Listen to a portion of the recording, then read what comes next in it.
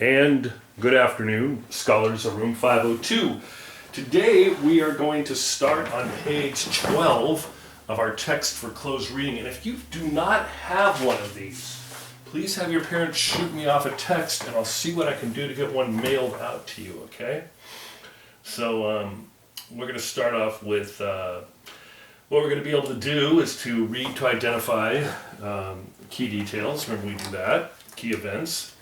Use these details and events to summarize the story and figure out the meanings of unfamiliar words, along with explain why certain details are central to a piece of writing. So that's what we got going on today. And this story is called Quiet.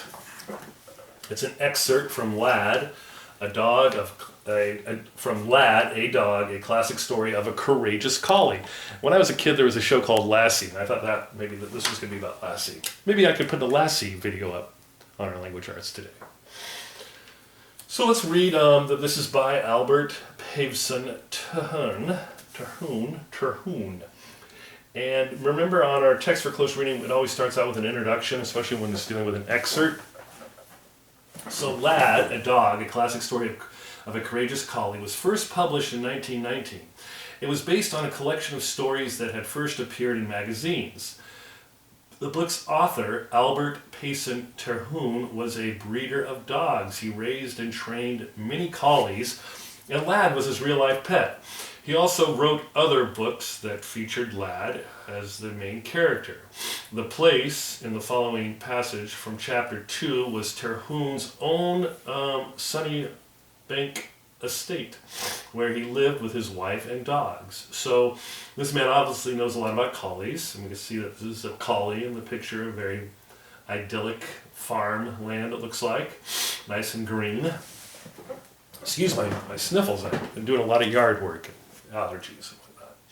So we're going to go ahead and start reading, and this is on now page 13, and remember, let's just look back to our essential question: what do you learn when we look at the world through the eyes of others?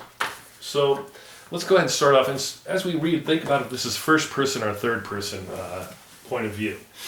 To Lad, the real world was bounded by the place. Outside, there were a certain number of miles of land, and there were an uncertain number of people. But the miles were uninspiring except for a cross-country tramp or walk with a master. And the people were foolish and strange folk who either stared at him, which always annoyed Lad, or else tried to pat him, which he hated. But the place was the place. So Lad doesn't know the name of the place, he just calls it the place where he lives. So in this first paragraph, it's describing, we're going to write over here in our notes, what the place is like. How Lad views Sunnybrook Estate or Sunnybank Estate. And if you read that first paragraph, think about it. Is this third person or first person? Well, it's about a dog, and the author apparently can read the dog's mind because he says things like, and the people were foolish and strange folk who either stared at him, which always annoyed Lad, or else tried to pet him, which he hated.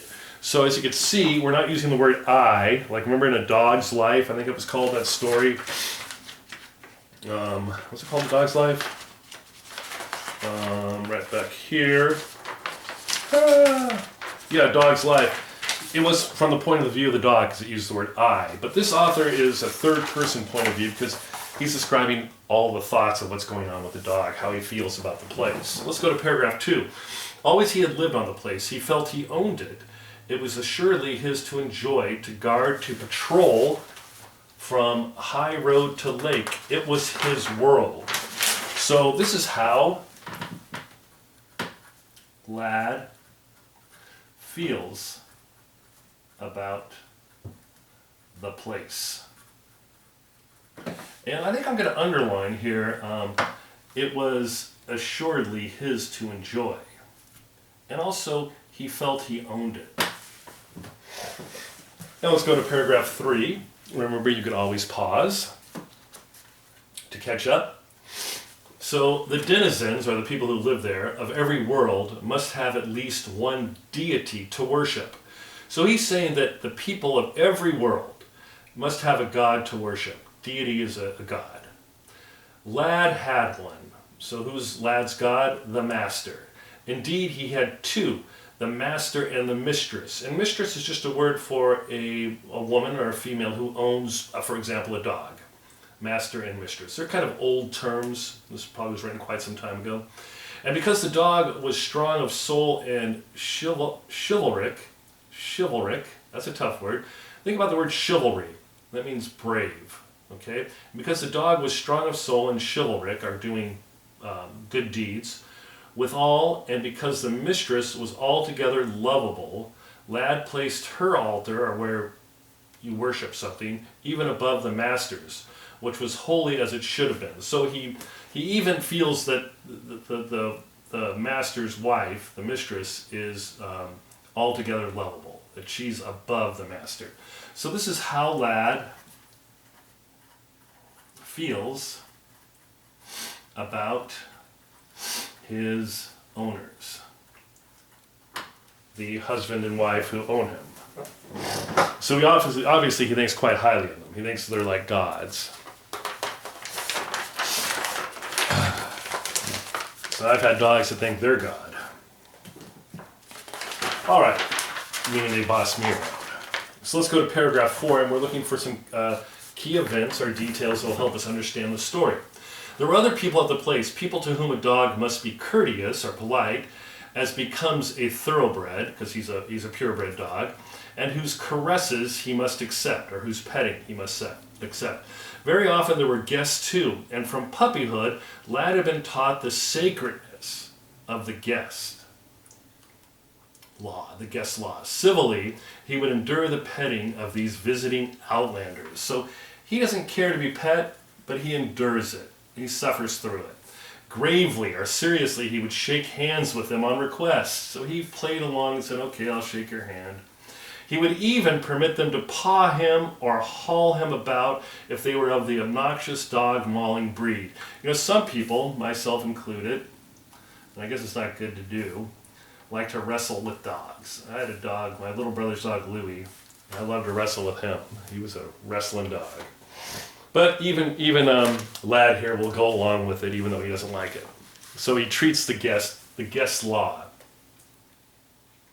But the moment politeness would permit, he always withdrew or left very quickly from their reach, and if possible, from their sight as well. So when the moment was right, when it was polite, he would take off.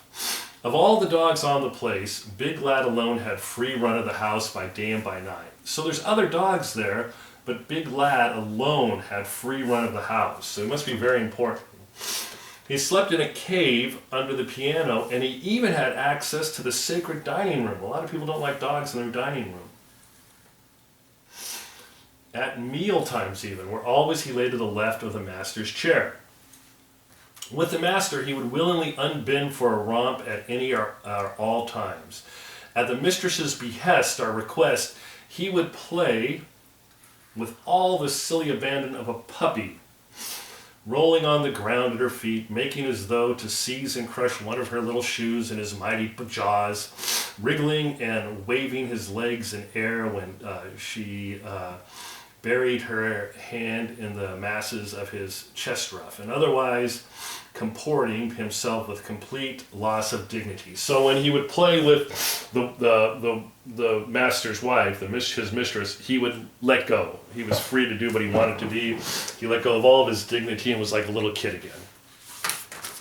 Let's read our last paragraph for the day. But to all except these two, he was calmly unapproachable. From his earliest days, he had never forgotten he was an aristocrat or a wealthy person among inferiors. He was better. He was like a king. So from his earliest days, he had never forgotten he was an aristocrat among inferiors, and calmly aloof, or not paying attention to people, he moved among his subjects, like he was the king. So even though he felt he was below the master and mistress, he felt he was the top dog. Maybe he's going to have a fall, but I don't think so. I was thinking maybe it'd be like the gnat and the bull, where the gnat thought he was so important. Remember that story from way back when? But I realized that the title implies that he's going to do something heroic. So let's just do a quick summary of what we've read so far. Lad is a very, and I'm going to put important, dog to his owners.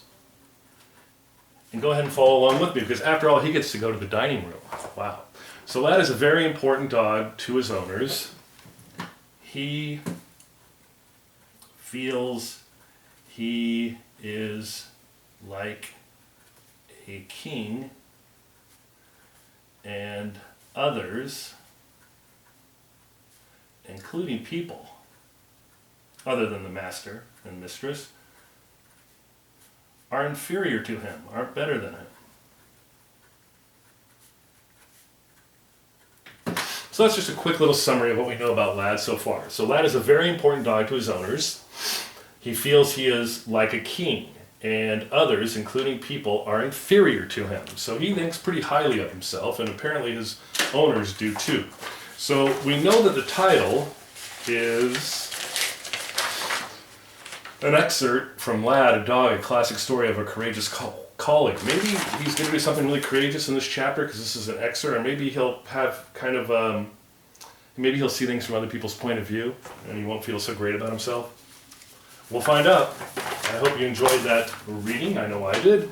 And make sure you tune into social studies lessons today to continue a little bit more work on our one-pager.